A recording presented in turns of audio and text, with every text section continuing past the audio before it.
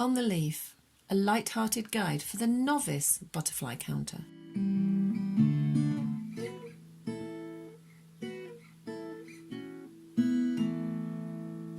Hi, welcome to the first butterfly update from On the Leaf. I'll be sharing the butterflies we have seen this week, how many and where we've seen them, either on our weekly walk on the transect or round and about on our daily 60-minute walk. I'll help you to identify species, recognise individual characteristics and enjoy the butterflies that might be visiting your balcony, your park, your garden, allotment or outside space.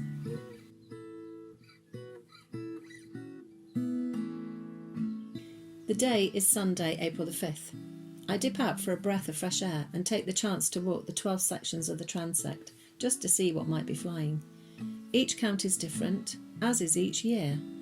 It's never wise to compare year on year because sometimes the winters are mild, sometimes they're harsh, so it leads to different counts. To get some idea of what I might expect, I flick through my notes from the last few years. On the very same day in 2015, I saw one brimstone. In 2016, one peacock. Last year, 2019, just eight butterflies. So today, I'm not expecting to see many. Maybe 6, maybe 8, who knows? I grab the dog lead. The dog comes running, just as a voice yells back from the end of the garden. Brimstone! Boom, it has started. I can't lie, something begins to fizz in the pit of my stomach. There are times you should count, there are times you should not. It's all about getting a good average count. So I go out at the best time, under the best conditions. What makes the best time? What makes for best conditions? The rules are pretty simple and pretty strict. 1. The temperature should be 13 degrees centigrade or over. This doesn't mean that butterflies won't fly at 11 or 12 degrees. They often will, but your chance of seeing more butterflies increases the warmer it is. 2. Do not count unless there is a minimum of 60% sun. Butterflies are cold-blooded. They need the sun to warm them up and allow them to fly. I have read that unless their body temperature's near something like 60 degrees centigrade, they won't fly. So what is a 60% sun count and how do you work it out? Well, if you have a weather app on your phone, it will tell you the percentage as well as details such as the level of humidity, something else you might want to take into consideration. For me, the last 5 years have all been about getting my eye in, of gauging cloud cover, of coming up with a reasonable guess as to a percentage of sun.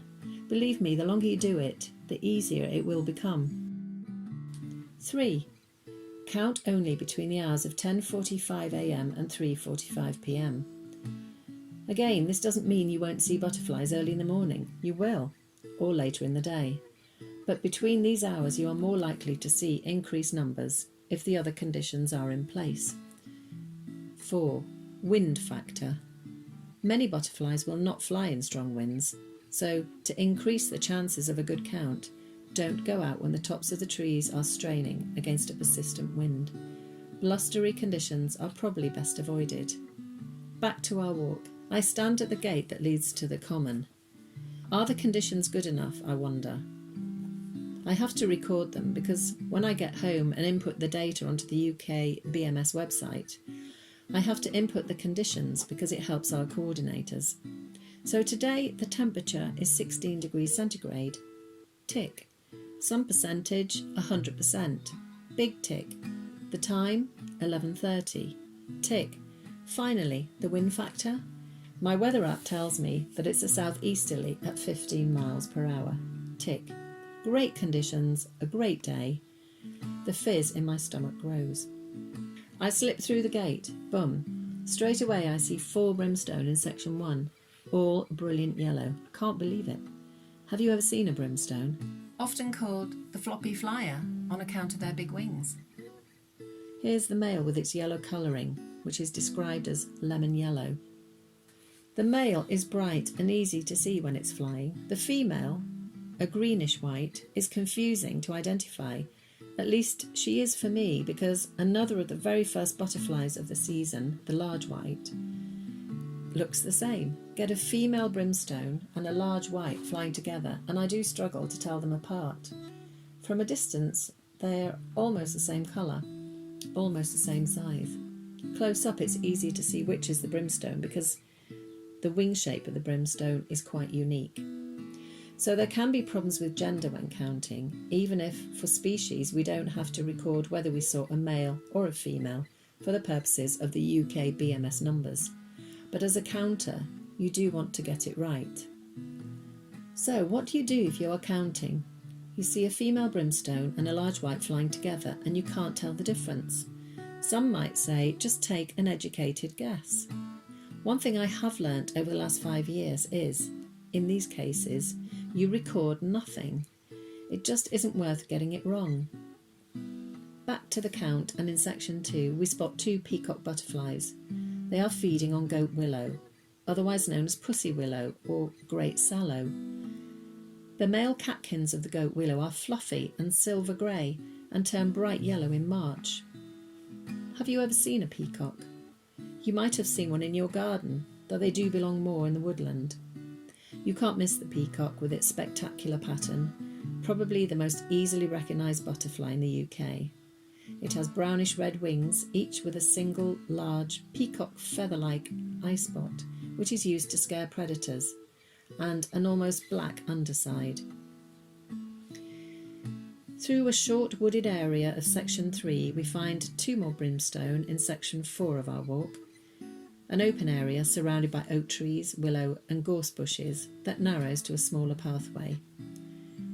Another peacock is in flight. Then, around the corner in the next section, the wide ride of the common, we count 9 brimstone. 9! A lot of them are feeding low on ground ivy, a small purple plant that looks as if it's not long been in flower. Thinking back to 2019 and the butterflies I counted on the same day then, 8, and today's numbers of 15 brimstone and 3 peacock butterflies, 18 so far, the numbers are crazy. I'm not even halfway through the walk. I count another 5 brimstone in the woodland areas, sections 6 and 7. They lead to the first of the 2 chalk meadows. But here there are just 2 of the same, 2 brimstone. It's a bit surprising. I expected more. But then there is little in flower here. Cowslips are beginning to shoot up. There's an occasional dandelion. It's the same in the second meadow, quiet with just 1 brimstone. I finish walking at 12:25, and as I retrace my steps on our return, there's a big surprise. Back to the wide ride and the patch of ground ivy, and out of the corner of an eye I catch a flash of orange. It rises and falls with a splodge of brilliant green. It's our first orange tip. It's a little early, but it's dancing with a brimstone. I watch, my mind blown by deep purple, mixed with brilliant yellow, mixed with vivid orange, colliding against a splash of white and a background of fresh spring green. It's an incredible sight. They are out in the gardens right now, the male much easier to spot with its tips of bright orange. Again, for me, the female is much harder to spot. She is white and easy to confuse with the small white butterfly or the green veined white.